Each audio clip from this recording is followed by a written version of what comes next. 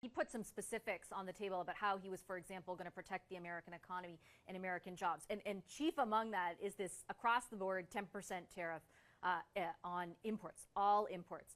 I was told by someone in the Prime Minister's office this week, Canada has received no assurances that we would be exempt from the application of those tariffs. If you were still finance minister, how much would that worry you?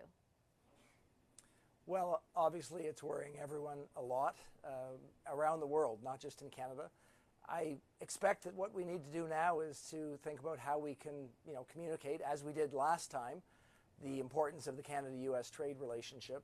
But we're going to need to go further. We're going to need to think about what policy initiatives, what substance can we actually think about that will align with the kinds of things that the new president is going to want to focus on. So we'd be worried, and we should be worried, and we need to be on the top of our game and think about what we can do to improve our outcomes. I'm going to quickly follow up with you before I go back to Ms. Ambrose and ask, when you think about what those kinds of policies might be, what are they? What are a couple of things that you think the federal government should pursue that would be in line with the type of things that you think would resonate in the White House now? Well, the world's changed a lot since the last negotiation. The geopolitics have changed dramatically, so with that you need to think about defense. Obviously, technology has risen as a critical determinant of the status of the U.S. versus China, so we need to think about how we align with the U.S. in the technology sector. And obviously, we're going to need to think about some of the economic issues that we're going to face. So energy security is going to be critical.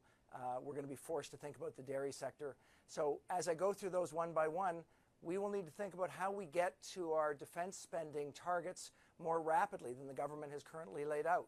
We're going to need to think about, whether we focus on energy security in a way that makes us clearly an important part of the U.S. sector that way.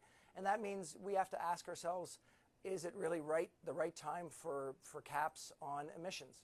Is it that we need to be moving really fast on carbon capture and sequestration at the same time? So that'll be critically important.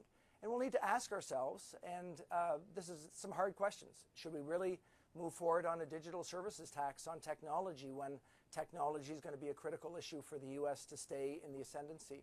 And should we be looking carefully at our supply managed sectors to think about what we're going to do when we're inevitably faced with that issue in an upcoming discussion? So these are hard policy choices. I think they're the right things to be putting on the table to think about now. It's not only about having great relationships, it's also about the substance of what we're actually going to do to be a good partner to the United States.